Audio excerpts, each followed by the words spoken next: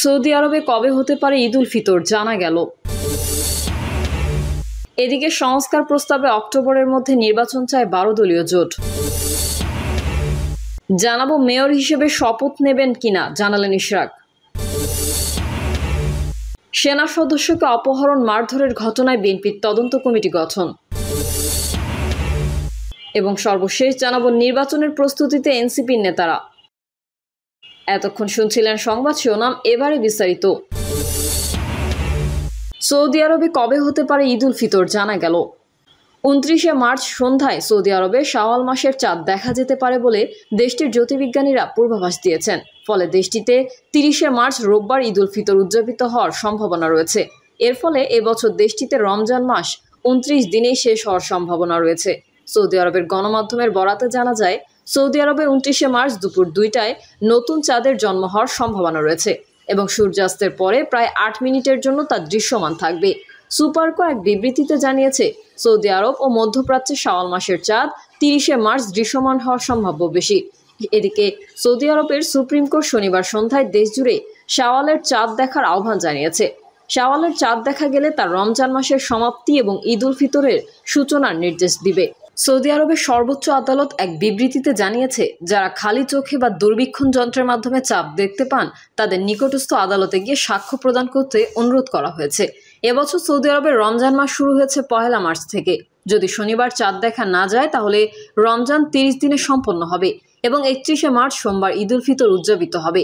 অন্যদিকে যদি শনিবার সন্ধ্যায় শাওয়ালের চাঁদ দেখা যায় তাহলে 30শে মার্চ রোববার সৌদি আরবে ঈদ উল ফিতর উদযাপিত হবে। সংস্কার প্রস্তাবে অক্টোবরের মধ্যে নির্বাচন চায় 12 দলীয় জোট। শুধুমাত্র নির্বাচন কেন্দ্রিক সংস্কারের প্রস্তাব ছাড়া বাকি সংস্কার নির্বাচিত সংসদে বাস্তবায়নের প্রস্তাব দিয়ে 12 দলীয় জোট সংস্কার প্রস্তাবনা জমা দিয়েছে। একই সঙ্গে আগামী অক্টোবরের মধ্যে সংসদ নির্বাচন অনুষ্ঠানের দাবি জানিয়েছে বিএনপির মিত্র এই জোট। সাদাত হোসেন সেলিম বলেন, জাতীয় ঐকমত্য কমিশন আমাদের 5টি কমিশনের রিপোর্ট দিয়েছিল। সেখানে আমরা যেসব বিষয়ে একমত হয়েছি তা নির্বাচিত সংসদে বাস্তবায়নের আহ্বান জানিয়েছি। বাকি প্রস্তাবগুলোর উপর পরবর্তীতে আলাপ আলোচনা করে ঠিক করার আহ্বান জানিয়েছে।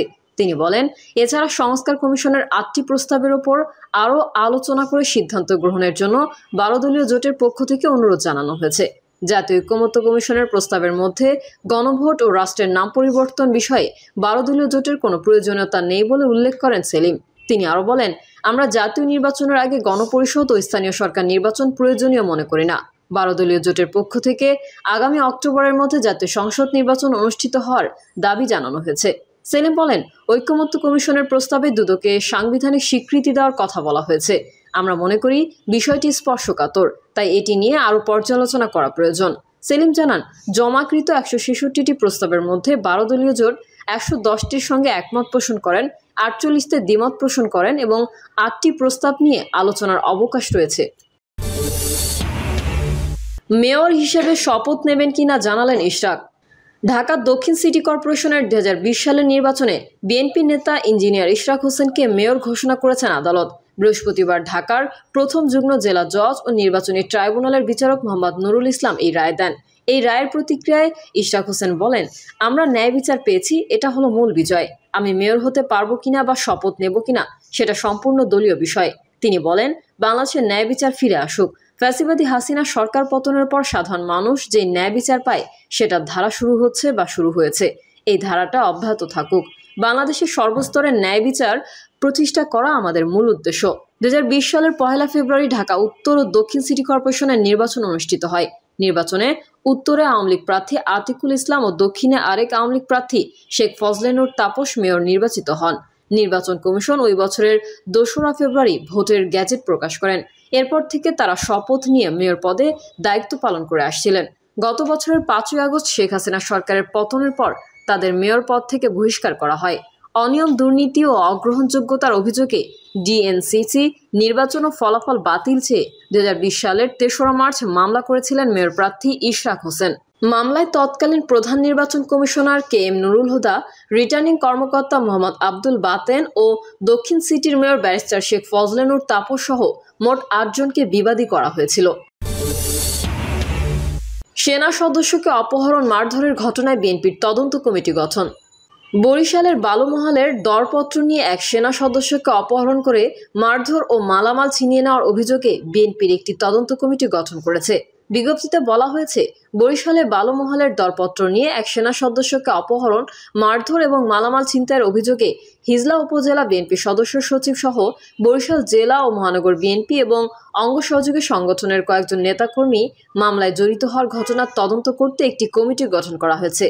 তদন্ত কমিটিকে আগামী 5 দিনের মধ্যে তদন্ত শেষে একটি লিখিত প্রতিবেদন বিএনপির ভারপ্রাপ্ত চেয়ারম্যানের কাছে নয়াপল্টনস্থ বিএনপির কেন্দ্রীয় কার্যালয়ে জমা দেওয়ার নির্দেশ দেওয়া হয়েছে। এছাড়া অভিযুক্ত নেতাদের দলীয় প্রাথমিক সদস্য পদ সহ সকল পর্যায়ের পদ আগামী 3 মাসের জন্য স্থগিত করা হয়েছে। নির্বাচনের প্রস্তুতিতে এনসিপির নেতারা। শেখ হাসিনার পতন ঘটানো ছাত্র জনতার অভ্যুত্থানের নেতাদের রাজনৈতিক দল জাতীয় নাগরিক পার্টি নির্বাচনের প্রস্তুতি নিচ্ছে। গণপরিষদ গঠনের কথা বললেও দলের 35 নেতা আসন গোছাচ্ছেন। এনসিপির প্রতি সহানুভূতি বাড়বে এমন আশায় ভোটের মাঠে বাধা হামলা ইতিবাচক হিসেবেই নিচ্ছেন তারা। গাড়িবহর নিয়ে শোডাউনের মতো পুরনো ধাঁচের রাজনীতি সমালোচনা হলেও তারা তা গায়ে মাখছেন না। এনসিপি সূত্র জানিয়েছে, দলটির কয়েক নেতা রাজনৈতিক পরিবারের হয় নির্বাচনী এলাকায় আগে থেকেই তাদের ভালো অবস্থান রয়েছে। ছাত্র জনতার অভ্যুত্থানে সামনের সারির নেতারা দেশজুড়ে পরিচিতি পাওয়ায় এলাকায় প্রভাব তৈরি হয়েছে। আবার অনেকে আগে থেকেই নির্বাচনী এলাকায় সামাজিক সাংস্কৃতিক কাজে যুক্ত থাকায় কিছুটা পরিচিত রয়েছে। এই 3 শ্রেণী ছাড়াও এনসিপির জেলা ও উপজেলা নেতৃত্বে আসতে চান এমন অনেকেও নির্বাচনে আগ্রহী। 28শে ফেব্রুয়ারি 217 সদস্যের আহ্বায়ক কমিটি নিয়ে আত্মপ্রকাশ করে এনসিপি। কমিটির সবাই নির্বাচনে লড়বেন না। এনসিপির ভাবনা রয়েছে নির্বাচন ঘনিয়ে এলে স্থানীয় গণ্যমান্য ব্যক্তি ও বিভিন্ন দলের প্রভাবশালী জনপ্রিয় নেতাদের দলে ভিড়িয়ে প্রার্থী করা। সদস্য সচিব আক্তার হোসেন বলেন, অনেকে স্থানীয় পর্যায়ে গ্রহণযোগ্যতা রয়েছে এবং সম্মানিত। ফ্যাসিবাদ বিরোধী ভূমিকায় ছিলেন যেসব মানুষ তারা যুক্ত হবেন এনসিপিতে। সিনিয়র সিটিজেনরাও যুক্ত হবেন। অনেকেরই নিজ নিজ এলাকায় জনসমর্থন রয়েছে। এখনও সারা দেশে এনসিপি বিস্তৃত নয়। বিস্তৃতি ঘটলে আরও অনেকেই যুক্ত হবেন। বিচার ও সংস্কার শেষে তাদের সবাইকে নিয়ে নির্বাচনে ঝাঁপিয়ে পড়বে এনসিপি। অভ্যুত্থানের সামনের সারির নেতাদের কয়েকজন রাজধানী ঢাকায় নির্বাচন করবেন। এনসিপির আহ্বায়কের দায়িত্ব নিতে সরকারের উপদেষ্টা পদ ছেড়ে আসা নাহিদ ইসলাম ঢাকা 11 আসনে নির্বাচন করতে পারেন। তিনি এলাকায় সময় দিচ্ছেন। সিনিয়র যুগ্ম মুখ্য সমন্বয়ক আব্দুল হান্নান মাসুদ নোয়াখালী 6 আসনে নির্বাচনের প্রস্তুতি নিচ্ছেন। তিনি হাতিয়া দ্বীপে ফেরিঘাট চালু, ভূমিহীনদের জমি বুঝিয়ে দেওয়া, নদী ভাঙন নিয়ে গ্রামে গ্রামে গণশুনানি কর্মসূচি করছেন। গত সোমবার তিনি হামলার শিকার হন। বিএনপির নেতাকর্মী মাসুদকে মারধর করেন। এনসিপির নেতারা বলছেন, বিএনপি এনসিপিকে নির্বাচনে প্রতিদ্বন্দ্বী ভাবছে বলেই এমন হামলা হচ্ছে, যা এখনও নিবন্ধন না পাওয়া নবগঠিত এনসিপির জন্য ইতিবাচক। হামলা হওয়ায় জনসহানুভূতি পাবেন মাসুদ। একজন যুগ্ম আহ্বায়ক সমকালকে বলেন, বিএনপি যার উপরই হামলা করবে তিনি এলাকায় বড় নেতা হবেন। এনসিপির উত্তরাঞ্চলের মুখ্য সংগঠক সার্জিস আলম পঞ্চগড় 1 আসনের প্রার্থী হতে চান। গত সোমবার তিনি গাড়িবহর নিয়ে এলাকায় শোডাউন করেন। এর সমালোচনা করেছেন বিএনপির মহাসচিব মির্জা ফখরুল ইসলাম আলমগীরও। তিনি বলেছেন, যারা 100 গাড়ি নিয়ে ইলেকশন ক্যাম্পেইন করতে যায় তারা কি করবে সেটা আমরা ভালো বুঝি। এনসিপির জ্যেষ্ঠ যুগ্ম আহ্বায়ক আরিফুল ইসলাম আদিব সমকালকে বলেন, 300 আসনে প্রতিদিন বিএনপির অন্তত 600 নেতা শোডাউন করছেন। বিএনপি শোডাউনের রাজনীতি বন্ধ করুক। এনসিপিও শোডাউনের রাজনীতি চায় না। স্থানীয়রা এতদিন যেভাবে দেখেছেন প্রার্থী তাদের কাছে সেভাবে আসবেন বলে প্রত্যাশা করেন। এনসিপির নেতারা কোথাও শক্তি দেখাতে চাননি, মানুষের কথা শুনছেন। রাজনীতিতে নতুন হিসেবে মানুষের কথা শোনায় এনসিপির রাজনীতি। আরেক মুখ্য সংগঠক হাসনাত আবদুল্লাহ কুমিল্লা 4 থেকে নির্বাচনের প্রস্তুতি নিচ্ছেন।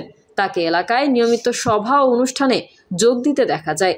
অভ্যুত্থানের প্রথম সারির নেতা হিসেবে তিনি কিছু শক্ত অবস্থানে থাকবেন। জ্যেষ্ঠ যুগ্ম আহ্বায়ক সামান্তা শারমিন ভোলা 1 আসন থেকে নির্বাচন করবেন বলে আগে শোনা গেলেও এনসিপি সূত্র জানিয়েছে তাকে ঢাকা 9 আসনের প্রার্থী করা হতে পারে। প্রিয় দর্শক, এই ছিল এখনকার সর্বশেষ সংবাদ। আপডেট সংবাদ পেতে চ্যানেলটি সাবস্ক্রাইব করে বেল আইকনটি ক্লিক করুন। কমেন্টে আপনার মতামত জানিয়ে আমাদের সাথেই থাকুন। ধন্যবাদ সবাইকে। আল্লাহ হাফেজ।